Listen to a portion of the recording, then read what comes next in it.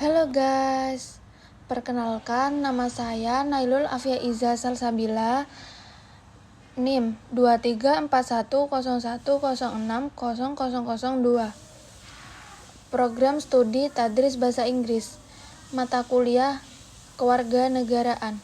Di sini saya akan menjelaskan tentang pengadilan hak asasi manusia. Pengertian hak asasi manusia menurut para ahli ada 4 macam. Tapi yang saya akan jelaskan 2 macam saja ya. Dari Jack Donnelly, seorang ahli dengan bidang ilmu politik, mendefinisikan hak asasi manusia sebagai hak-hak yang dimiliki oleh individu sebagai manusia, yang melibatkan hak sipil dan politik, hak ekonomi, sosial, dan budaya.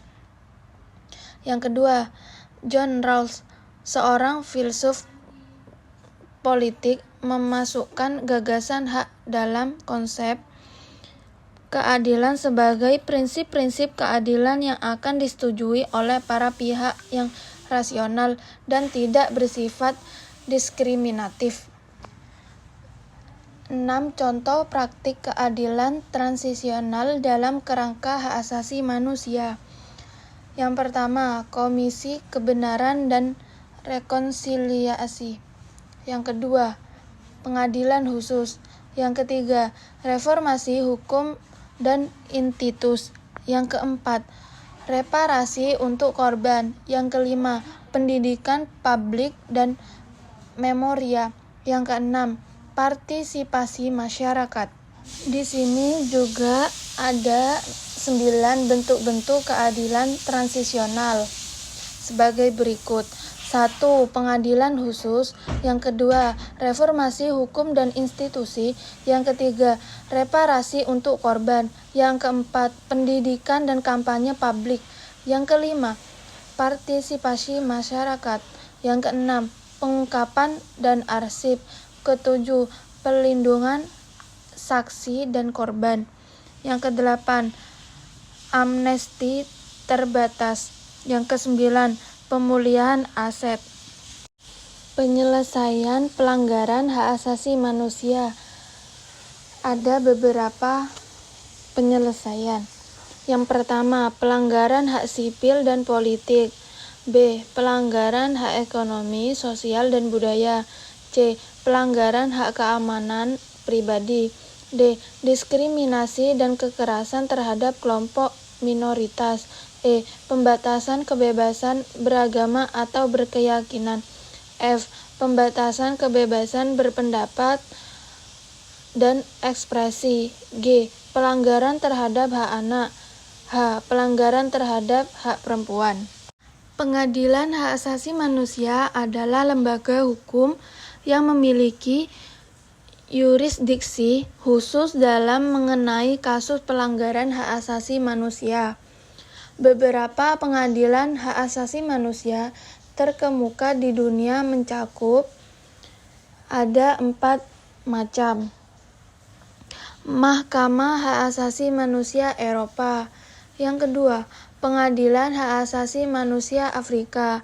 Yang ketiga, Pengadilan Kejahatan Internasional.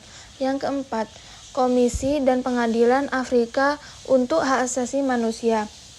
Di sini ada 6 macam-macam hukum hak asasi manusia. Dan saya lebih memperjelas lagi macam-macam tersebut. Yang pertama, hukum hak sipil dan politik melibatkan hak-hak seperti kebebasan berpendapat, berkumpul, dan berserikat, hak untuk tidak disiksa, serta hak atas privasi dan kebebasan beragama. Yang kedua, hukum hak ekonomi, sosial, dan budaya, termasuk hak terhadap pekerjaan yang adil, pendidikan, perumahan yang layak, dan standar hidup yang memadai. Yang ketiga, hukum hak anak, melibatkan hak-hak anak, seperti hak atas pendidikan, perlindungan dari eksploitasi, dan hak untuk berpartisipasi dalam keputusan yang memengahi mereka.